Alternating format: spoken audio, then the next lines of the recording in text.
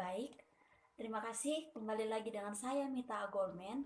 Di sini saya akan menjelaskan sedikit tentang perdagangan intra-industri Indonesia di pasar dunia. Berdasarkan jurnal yang telah diberikan, studi empiris tentang perdagangan intra-industri, maka Greenway dan Milner pada tahun 1989 mengklasifikasikan perdagangan intra-industri dalam 3 kategori, yaitu kategori yang pertama spesifik negara, kemudian spesifik industri, dan berbasis kebijakan. Penelitian ini akan difokuskan untuk menguji hipotesis spesifik industri tentang intra-industri perdagangan di Indonesia. Oleh karena beberapa alasan, perdagangan intra-industri, diferensiasi produk atau perbedaan produk dianggap menjadi variabel yang paling penting. Nah, analisis deskriptif dan model ekonometri juga diterapkan dalam penelitian ini untuk mendapatkan kesimpulan umum tentang perdagangan intra-industri di Indonesia dan variabel apa saja yang mempengaruhinya. Analisis ini akan diterapkan pada kelompok ekspor, produk industri manufaktur berdasarkan Standar Klasifikasi Perdagangan Internasional atau SITC dan Standar Internasional Klasifikasi Industri atau ISIC pada tahun 1980 sampai 1997. Nah, di sini kita lihat apa itu SITC. SITC atau biasa disebut Standard International Trade Classification itu merupakan sistem penggolongan produk yang dikembangkan pada tahun 1962 oleh PBB atau Perserikatan Bangsa-Bangsa. SITC dibuat dengan tujuan untuk mengklasifikasikan produk yang diperdagangkan tidak hanya didasarkan atas sifat material dan fisik, tetapi juga sesuai dengan tahap pengolahan serta fungsi ekonomi produk tersebut dalam rangka memfasilitasi analisis ekonomi. SITC lebih terfokus pada fungsi ekonomi produk pada berbagai tahap pengolahan.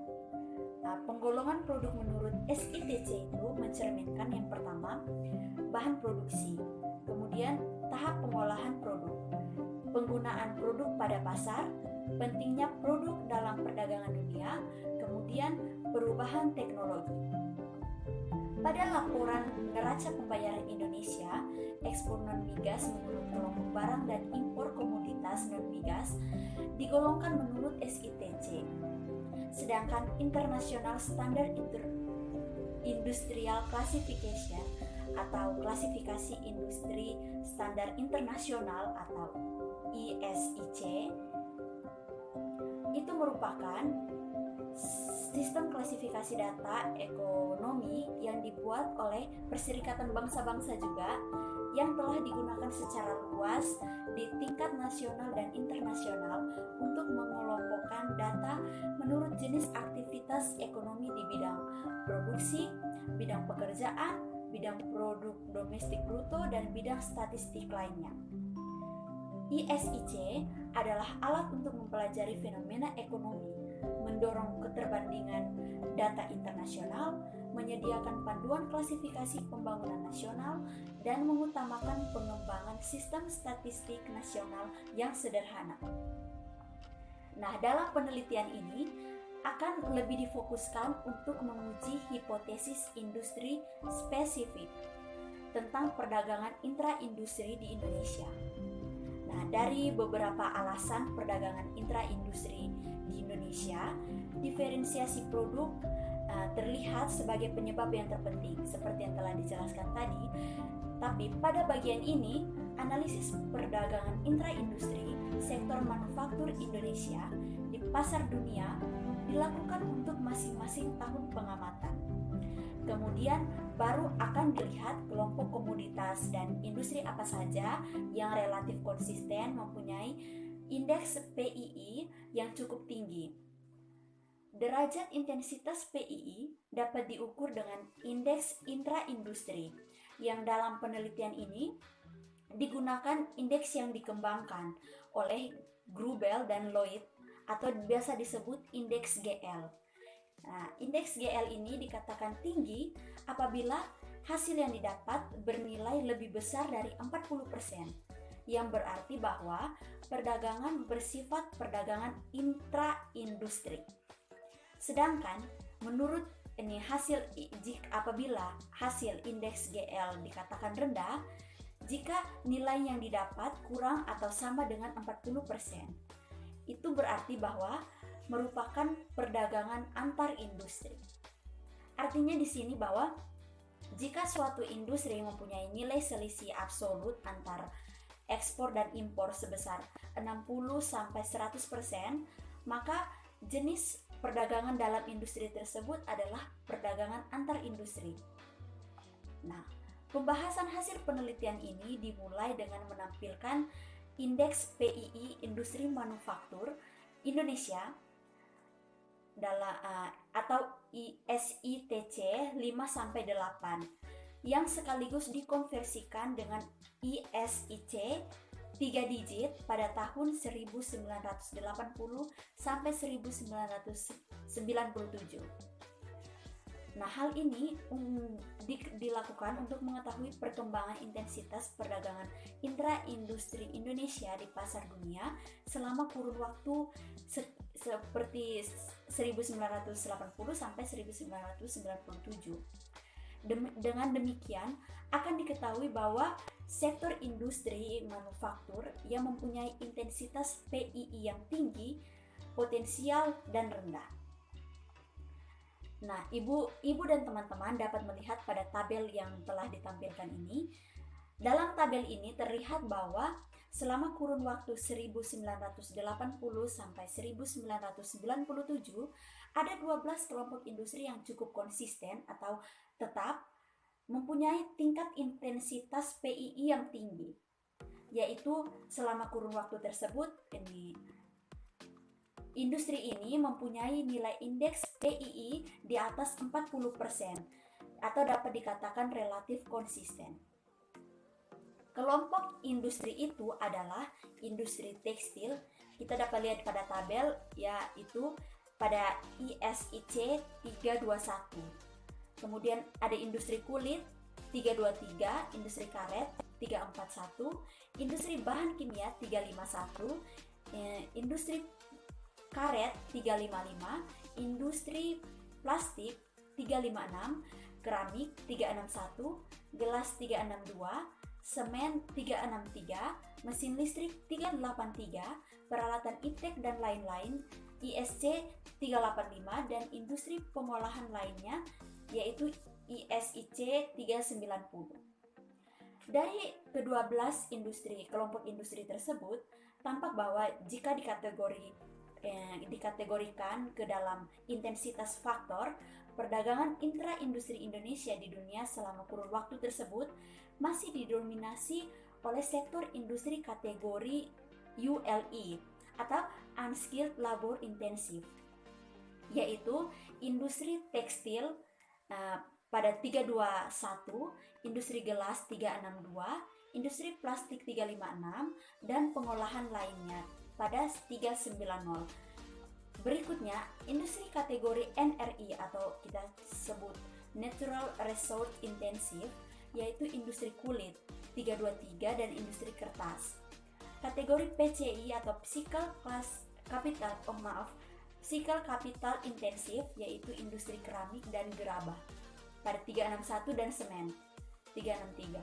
Baru kemudian kategori HCI Human Capital Intensive, yaitu bahan kimia 351 dan industri karet 355, dan TI atau Teknologi Intensif, yaitu industri mesin listrik pada 383 dan peralatan iptek dan lain-lain 385.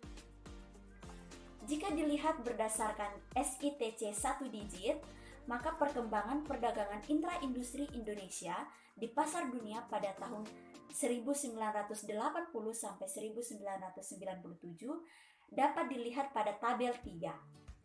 Nah, secara keseluruhan, maka periode dari 1980 sampai 1997 terlihat beberapa komoditas menurut SITC 3 digit yang cukup konsisten memiliki intensitas perdagangan intra-industri yang tinggi. Hal ini dapat dilihat pada tabel 4. Nah, pada tabel ini terlihat bahwa hanya sebanyak 30 komoditas atau sekitar 18,99% dari 158 komoditas industri manufaktur Indonesia yang memiliki indeks perdagangan intraindustri tinggi pada periode tersebut. Komoditas terbanyak merupakan komoditas berkategori ULI sebanyak 11 buah, kemudian diikuti dengan komoditas kategori TI sebanyak 9 komoditas, kemudian diikuti lagi dengan industri HCI yaitu ada 7 komoditas dan kategori PCI sebanyak 3 komoditas. Dalam hal ini secara umum indeks perdagangan intraindustri Indonesia dilihat masih rendah. Seperti yang telah dikatakan tadi, perdagangan intraindustri PII dikelompokkan menjadi tiga industri. Nah, dari dikelompokkan menjadi 3 kategori. Dari ketiga kategori tersebut, penelitian ini lebih menekankan pada kategori industri spesifik. Nah, pada penelitian ini juga perdagangan intraindustri untuk kategori ini juga menggunakan model ekonometri. Nah, estimasi weight loss square atau WLS akan digunakan dalam model ini dan dianalisis dengan weight regression untuk mengobati masalah heteroskedastisitas. Output neto tiap industri digunakan sebagai weight variabel, di mana tiap observasi dan variabel dependen dan independen dikalikan dengan 1 per akar kuadrat dari weight variabel.